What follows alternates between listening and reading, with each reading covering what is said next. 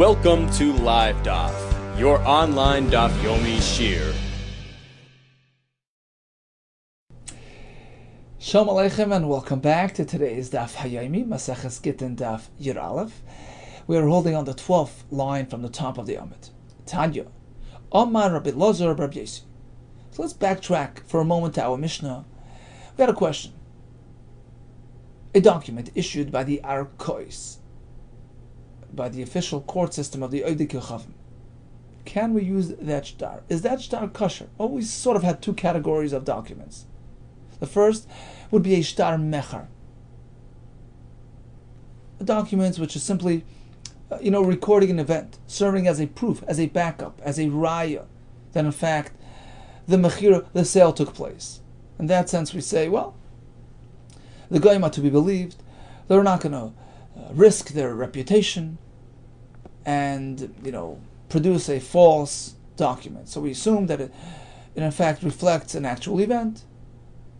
We consider that shtar mecha to be kosher, provided it was done by the arkois, the official, recognized court system. What about gitei noshim, shechrurei avodim? So an Oidei Kechavim has no authority to issue those documents which are specific to Yisraelim, to one who's connected to the parsha of Gittin and Kedushin. So Tanakama says it doesn't work. Rabbi Shimon says, guess what? It depends. If you used Eidei Mesira, so he's going with Shitas Rabbi Lezer, Eidei Mesira Karti. The main thing is deliver the get in the presence of two Eidim Yisraelim. You did that, you're good, provided that the signatures in that get, the Oidei Kechavim signatures, are clearly identifiable as Oidei Kechavim. He calls them Shemois Muvhakim, names which Yisraelim typically don't adopt. Chris, Muhammad. So those signatures are clearly Goyish, in which case there's no concern of Mezuyef Metoichet. Remember, there was a Psul D'Rabbanan. Even when a get is delivered in front of two Eidim, proper Eidim Mesira, but if the get is sort of forged from within, it contains an illegal element within it. Chasimus Oidei Kechavim, that's possible with the Rabbanan, but the reason for the psul is a concern that perhaps he might actually use those Eidim who signed as Eidim Mesira as well. And to get around that, we say, well, if it's Shemois Muvhakim, the names are clearly Oidei Kechavim names, nobody will confuse them with Yisraelim, and everybody will make sure to have proper Yisraelim on hand during the Mesira. Continues the Gemara. Tanya, Omar Rabbi Lazar Rabbi Yesi, Kach Omar Rabbi Shimon the Chachamim b'Tzaidan.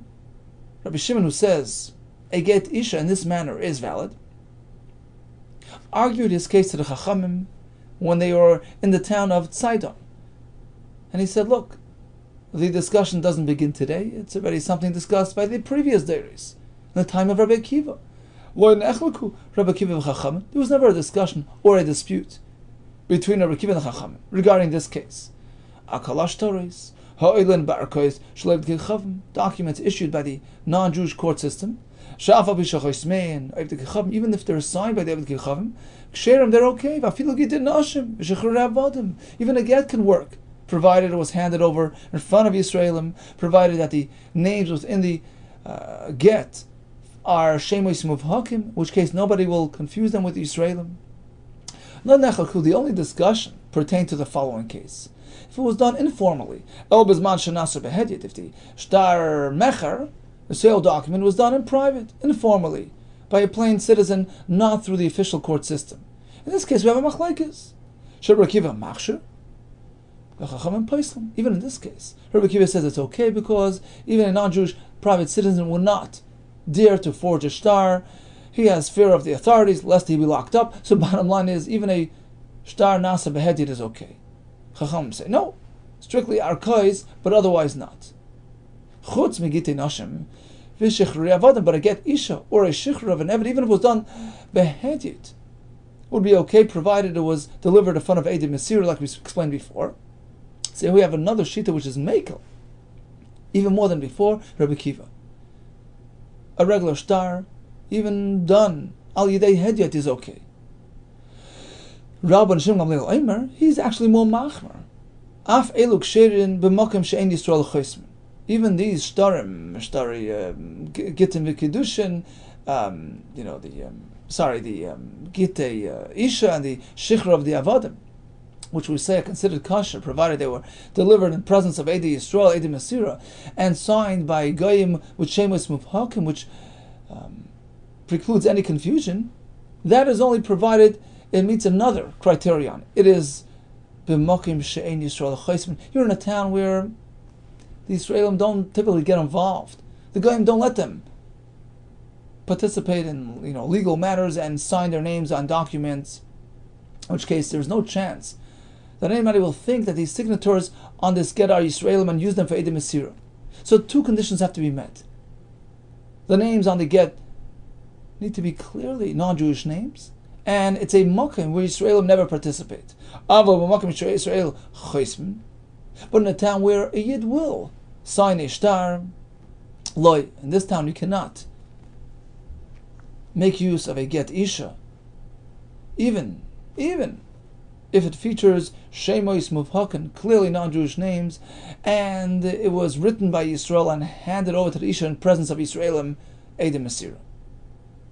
Why?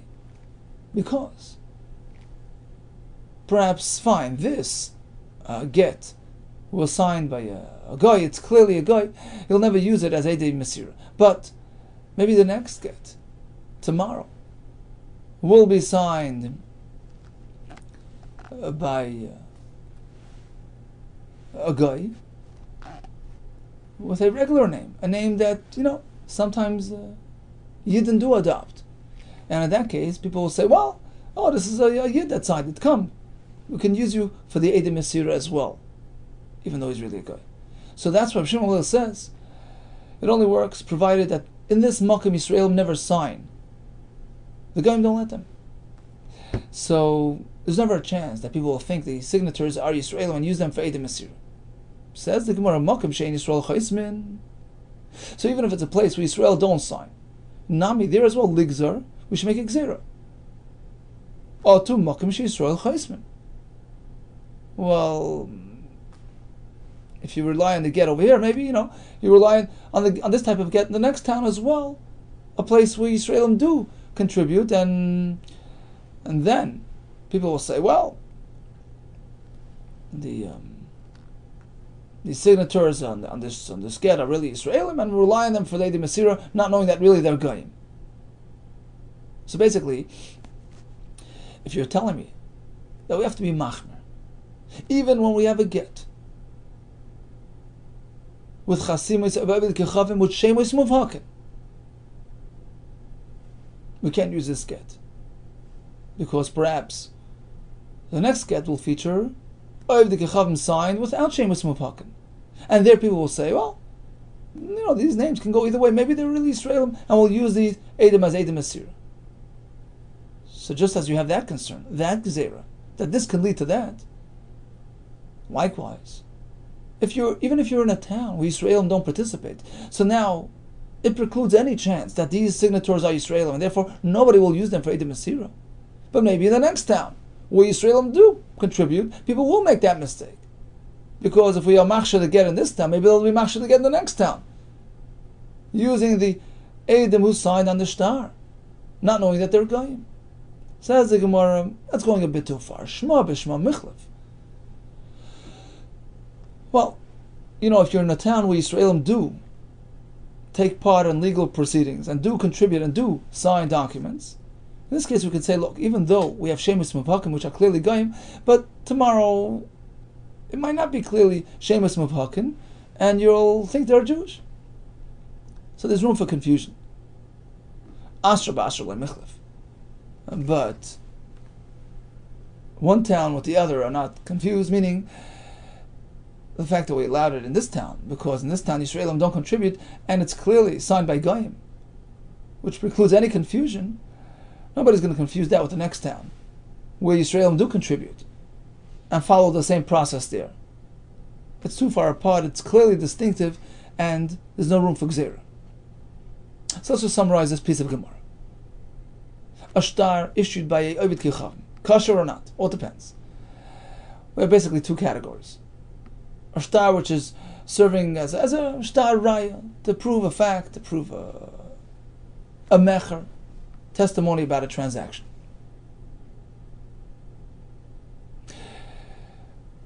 Tanakama says, as long as it was issued by the Arkois, the official court system, it's okay. It's reliable. They're not going to just forge and present false as fact.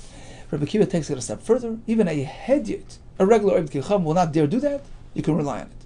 Regarding a get isha, shtar shichrur of an evet, we have three shittas. Tanakama, the Mishnah says it doesn't work. Rabbi Shimon says it works, provided two conditions are met. It was delivered in front of Eidim Yisira Yisraelim, and these signatures are shemus mupakin, clearly Oibd Kichavim, precluding any concern that anybody will rely on them for the Eidim Yisira. Use them as the Eidim Yisira. Rabbi Shimon Ben Gamliel takes it a step further. It only works provided you're in a place where Yisraelim don't sign documents. It's clearly a Oibd Kichavim. Nobody will use them for the Eidim Yisira. Ravina Savar Lachshuri. Ravina figured, he thought, to be machshir, a regular star, bichnufi also daramoy, which was produced by just a group of goyim, not your official document issued by the official court system. Amalei Rafram Arkaistnan. Rafram responded, well, the Mishnah specifically specifies it needs to be done by the Arkais. You can't just rely on a regular person. Amarava. Shtara Parsa. So you have a document, let's say a loan document, a shtar chayiv, written in Persian language, and signed by Persians. So it's not a Arkais issue. It's not issued by the courts. It's a private shtar, written in a foreign language, and signed by Oibd Kichavim Persians. But here's the catch: the Masrini Alei Ba'apis Ad Yisrael. It was delivered to the Malva, to the creditor, in the presence of two Eidim Yisrael. Magbina Be'mi Bnei Chari. You can actually use the shtar and collect with it, provided you're collecting from the borrower's available assets. Meaning you can't just go put a lien on his properties which were already purchased, because who knows about the shtar? It hasn't been publicized. We're going to see in a minute. It's sort of a low-key shtar, so you can use it to collect with it, but up to a point. Says the Gemara, "V'layadi lemikra." The Eidim Yisira, what good are they if they can't read the shtar? They have no idea what it says. But the Yadi, they know Persians. There's a halacha.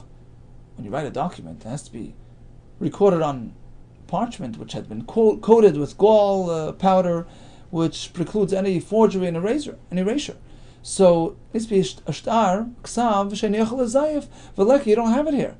Because they weren't, the goyim weren't too particular with these requirements. But Afitzin it was written on parchment, processed with this material. There's another requirement. A proper shtar, needs to have that review. So the halacha was that the last line of a shtar features a summary of everything in the shtar, the main points. You don't have that here. Says the Gemara, "V'leki, you don't have it." But the Mahader, he did that. He reviewed the main points at the bottom of the shtar. If that's the case, it's perfect. It's written properly in the proper format, on the proper material. So you use it to collect even from Nechasim Shabbatim, even fields, properties which have been purchased by others from this leiva post, after the loan took place. So it's a proper shtar. Why not deal with it as such? Says the Gemara, there's one catch: less like color. It doesn't make waves. Nobody knows about it. Why? Rashi explains, because the news gets out by the Eidei Chasima, the ones who signed, who participated. They go and they spread the news. But here, since we don't have Yisraelim signed, we don't have that element of Kail, and therefore it cannot be used to extract properties from buyers who perhaps bought it unsuspecting. Right? So we have no right to go after them. But from the Lev himself, you can be Gaiva. You can collect. Here comes a question. Rish Lakish asks Rabbi Yehuda, Eidim hachasumin ala get. You have a get coming from Eretz Yisrael. And we have Eidim signed on this get. Problem is, they sound like the names are perhaps belonging to Oivdei Kechavim. So we're not sure who signed the star, Yisrael or Oivdei Kechavim. What is the halacha? Amalei. I mean, the question was, obviously, if you want to use Eidei Mesira, right? You want to rely on Rebbe Lezer, Eidei Mesira Karti, and ignore the Chasimus in the get. Now we know, we learned this before, Mezuyif Metoichai is a problem. If there's some deficiency within the actual writing of the star, it makes it worse than no Eidim at all in the star. You don't need the Eidim. If they're there, they have to be real and genuine and legitimate. So here we have Oivdei Kechavim signed, perhaps Oivdei Kechavim. So we said before, it only works when you have a Eidei Mesira and the Shemus in the star, Shemus Mufhakin clearly of Oivdei Kechavim, which precludes any concern of relying on them. So that was the question. Mal Amar Leisi says it only works if it's Shemus Mufhakin. Loibali Adenu. You know, up until now we only dealt with Gittin that came to us. Ella Lukas Velus. You know, there was one get that had a chasumin, that had chasimis by two Eidim whose names were Lukas and Luz. Yichsharnu, we said it's okay. But dafka that, v'dafka Lukas v'Luz, because they're clearly non-Jewish names. I think they were Greek names, right? L'shchichi, v'dafka Lukas v'Luz, l'shchichi de Yisrael de mashki b'smasayu. Typically, Yisrael doesn't use those names. So it's clearly Goyim and it's okay. Aval Shmos Achrini de Shchichi Yisrael de Maski b'Shmasai Eloi, but other names which can perhaps have been adopted by Yisrael, in which case people might rely on them for the Eidei Mesira. You cannot use it. So this is pretty much consistent with Reb Shimon's Shita before. Eisvei. So Rish Lakish asks a kasha. You're limiting it to Lukas Velus. We have a Bryce. GITTEN a get which is delivered from Chutz La'aretz, ve'edim chasumin aleim with signatures. Even if the names appear like non-Jewish names, we can use the get. We assume they're Jewish names. Because for the most part, Yisrael who live in the Chutz La'aretz, they adopted Oivdei Kechavim names. We assume the get was signed by Yisraelim. You don't even need a Mesira. And you're telling me that non-Jewish names in a get is problematic. Says the Gemara, wow, big difference where it's coming from. Eretz Yisrael or Chutz La'aretz. Hasam Ketani Taima. Yeah, the Bryce explains itself. We're coming from Chutz La'aretz, and most in Chutz La'aretz adopted these names. But you asked me about a different case. A get coming from Eretz Yisrael. It originates Eretz Yisrael. You don't have that phenomenon there. So over there we have to deal with it differently. There's another version of what happened. Actually, the original question posed by Rish Lakish to Rabbi Yehuda was in fact a case just as this brisa, a get delivered from Medina Sayyam. And he clarified it from this brisa that in fact it's good because we assume for the most part they're Yisraelim. Rashi says a cheskas Yisrael ninu. We could just rely on this get as is. Says the Mishnah, Eimer ten gets eli ishti. So a fellow turns to a shliach and he says, you know what, I have a get for my wife, please hand it to her. Ur shtar shichrur zel avdi, or he has a shtar shichrur, a release document for his eved knani. He says, take it and give it to him. Can he change his mind? Can he cancel that shlichus? Im ratzo lachzor b'shneim yachzor, divrei Rab Meir kontra Rab Meir.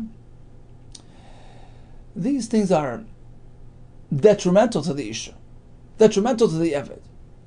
They'll be stranded without a source of support. The husband or the owner of the eved can retract, can go back on their word, can cancel their instructions, provided it hasn't yet been delivered to the recipient. So until that happens, he can change his mind. Although it's been handed over to a shliach, Rashi explains, A shliach can't just be zoiche. He can't just acquire something for the other person if it's to a detriment. If it's a chayiv to him, if it's a schus, if it's something positive, yeah, it can be zoiche for the other person even without his awareness, without his knowledge. Zochen la'adam shalei b'fanav. But a chayiv, no, it's different. Ve'in chavan la'adam ela b'fanav. If it's something detrimental, you can only do it if he asked you, if he instructed you. But you can't do it shalei b'fanav, without his awareness, without his knowledge, without his consent.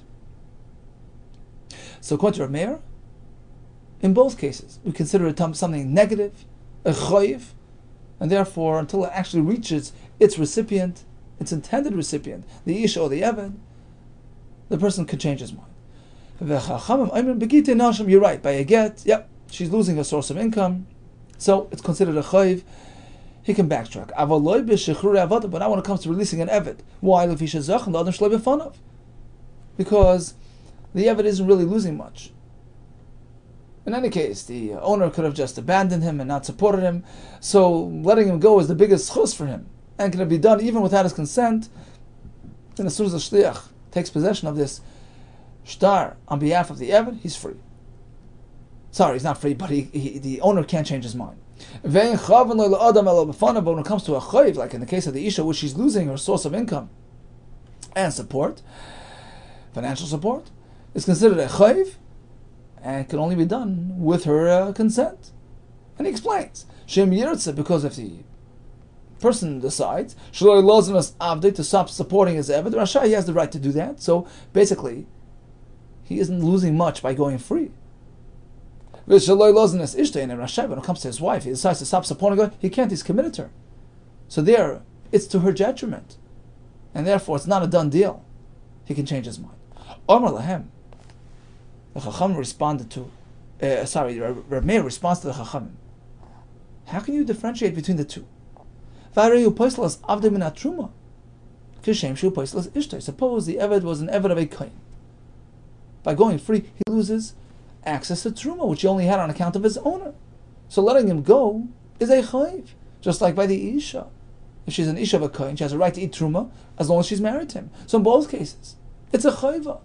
Why are you considering the Eved as Chus? They responded, the reason why the Eved eats Truma is because he belongs to a master who happens to be a Kohen tomorrow. He can send him off to Israel. He can sell him off. That's not considered a real right which he's losing. So bottom line, a get shichra for a Eved is certainly considered a get Isha is certainly considered a Chayiv. Regarding a shtar shichra of an Eved, we have a machlekes. Rav Meir says, at a Chayiv, Chachamim disagree. Yosef Rav Huna Rav Yitzchak Bar Yosef. So these two Amoraim, these two Talmidim of Rav Yirmiyah were sitting, Kamed Rav Yirmiyah, in front of Rav Yirmiyah the Rebbe. Yosef Rav Yirmiyah v'kamanam. Rav Yirmiyah was dozing off. So he took the opportunity to talk and learning. Yosef Rav Huna v'kama. Rav Huna begins. Shema mina with the Rabbanon. The very fact that the Rabbanon hold that when this shliach takes possession of the shtar shichra on behalf of the Eved, it's considered a kinyan. Zachan l'adam shloi b'fanav. In which case the owner cannot cancel it. What does that tell us? Hatoifis l'bal chayv kana. Suppose Reuben owes Shimon money, and Levi walks along and he sees that Reuben has a tractor sitting there. He takes possession of the tractor on behalf of Shimon the Bal Chayv. Can he do that? He's Toifis l'Bal Chayv. Does he have a right to do that? Yes, kana. He's kind for him. Just like in the Mishnah, we say that the shliach can take possession of this shtar on behalf of the Eved, even without his consent, without his knowledge.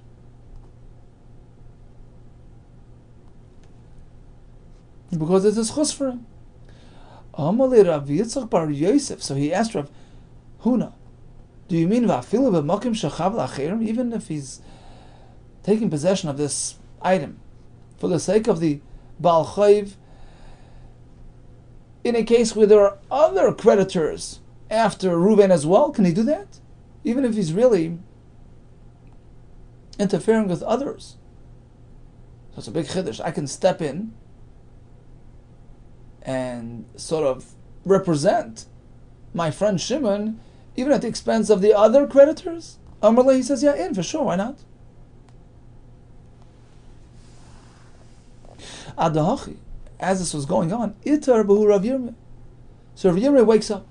Amrlu, he turns to them directly, my youngsters. It's incorrect.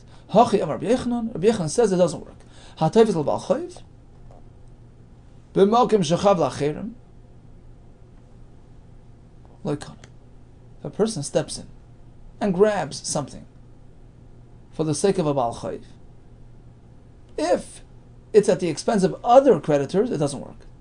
Mishnah saying, what about the Raif Mal Mishnah? This fellow is stepping in for the sake of the Eved, even though it's acting to the detriment of the owner who wants to go back on his gift. Right? So he says, no, here it's different. Here it's different. It's not like a teifes l'bal chayv. The owner made him a shliach. He said, here, take this. Tnu, give this to my Eved. It's like he's telling him zechu. Be zeicha for him. It's like the owner made this fellow a shliach to take this star and be zeicha for the Eved. So it's not that the shliach is just, initiating the process, just butting in. No, the owner asked him to be involved. But otherwise, a regular teifes l'bal chayv, if it's at the expense of other people, you have no right to do that. Amar Rav Chizda, it's actually a machlekes tanaim. Ha-teifes l'bal chayv, b'makim shechav l'acher, bono l'machlekes. Rabbi Eliezer Rabbanon actually hinges on a machlekes tanaim. This non, we have a Mishnah Mesechas Peah. Misha liket es ha-peah. So a person, a wealthy man, walks into a field and he sees the peah portion, which was meant for the poor people, sitting there, and he says, you know what, I have a good friend, an ani. I want to take it for him. V'amar, he says, harizulu pleni ani. It works. And that ani has a right to take it. No way, you can't reserve it for your friend. Give it to the first ani that comes your way. What's the machlekes? Revolving around this very point. Urapeh the Rebbe Lezer holds, you can be teifes l'bal chayv, even if it's b'makom shechav l'acher. So here, this wealthy man grabs the peah on behalf of the ani who's deserving of the peah, has a right to the peah, even though he's disenfranchising other people. He can do that. You have a right to represent your ani. Chacham say, no, you have no right to do that, because you're stepping on other people's toe. You have no right. If you're an ani, you can take, but otherwise, keep to yourself. So it's exactly this machlekes. Amar Meimar, V'temer Papa. So they responded, perhaps not. Perhaps the things are unrelated. Perhaps the two things are not linked.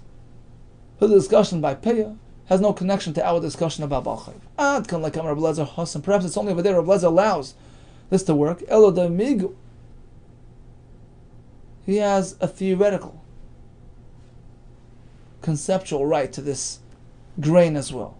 The migu di boy mafkul nichse. Because since, if he would wish, the wealthy man can go ahead and abandon all his assets, and turn himself into a pauper. The chazile, in which case the peah is suitable for him. He has a right to the peah himself. So since he has that right, that potential, that gives him a right to handle the peah now for his friend. Since he has a potential access to that peah for himself, if he was poor, he could do that for his friend as well. But in the case of a random person walking into the other person's property, taking something for the Bal Chayv, he has no right to access that item. And perhaps it's only over there that the Rabbanon, on the flip side, the Rabbanon hold you can't do it. A special reason why you can't do it. The pasuk says, don't pick, the leket and the everything, right? Lo yisalaket, and the pasuk continues with the word la'ani v'lager tazav oisam, and the drush is lo yisalaket is situated next to the word la'ani, so we say lo yisalaket la'ani. Lo yisalaket lo la'ani. We have a drasha, don't pick for the ani. Don't get involved. Let the ani do his own work. Don't do it for him. But when it comes to a regular teifes l'bal chayv, perhaps he can do it. So basically, the two concepts, two discussions are unrelated. One more kasha for Rabbi Lezer, who says that you could just walk in and grab peah for your friend ani. What does it do with this pasuk, which the Rabbanan used to prohibit this. He applies it for the halacha lahazir lani al shalai. Suppose a poor man owns a field. He figures, okay, the portions typically that are meant for the aniyim will go to me. I'm an ani, I'm entitled. No. Lahazir lani al shalai. If an ani is a landowner, he has to actually take the leket shikha and give it to other aniyim. And that's learned from this pasuk. If the ani is an owner, he can't take it for himself. Okay, so in conclusion, we started with the ishtaris, which were signed by the Eidike Chavim. So a shtar mecher can work, provided it was done by the arkais, by the official document issuers. Whereas Rabbi Kiva says even a hedyot is to be trusted. When it comes to Gitei Nashim, Tanakama says no. Rabbi Shimon says yes, provided it was done with Eidei Mesira and Shemus Mapakin. And Rabbi Shimon Gamliel takes it a step further, Dafka in a place where Yisraelim were not involved in signing the GITTEN, in which case you know it's certainly a guy, you'll not rely on them for the Eidei Mesira. We had a Chiddush that a get from Chutz La'aretz, even though it features non-Jewish names, is presumed to be Jewish names, provided we're not speaking about, unique names, Shemus Mapakim, which are clearly Eidei Chavim. Then we discussed the idea of Zachan La'adam Shloi B'fanav. One can sort of grant a gift for his friend, even without his friend's knowledge, provided it's a good thing. But if it's a chayiv, no, you can't do it for him without his consent. So the question is, what about get isha? All agree that's a chayiv. What about shikra of the eved?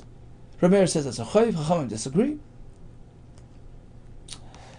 And then we went into discussion regarding teifes l'bal chayiv. B'makim shechav la'achirim. So first we figure that the fact that you can actually hand a shtar shikra to a stranger on behalf of the eved, and he's kind of on behalf of the eved, would indicate to us that a total stranger can just, walk in one day and decide to represent a client who didn't really solicit him, didn't really retain him for the job. Otherwise, why is the shliach zeich in the shtar? So that was one approach, but then we said no. The fact that the owner gave it to him with the lashon of tenu, give it to my eved, that's like saying zechu b'zeicha for him. So it wasn't initiated by the shliach, rather by the owner giving it to the eved. And regarding our question of teifes l'bal chayiv, so teifes l'bal chayiv is koine, but if it's chav la'achirim, if it's at the expense of other potential creditors, so Rav Yirmiyah quotes Rabbi Yehuda that it doesn't work. The Gemara figured perhaps it's based on a machlekes tanaim, and the Gemara backtrack on that. We said that machlekes revolves around a different idea based on the psukim, etc. All the best to you and Hatzlacha Rabbah.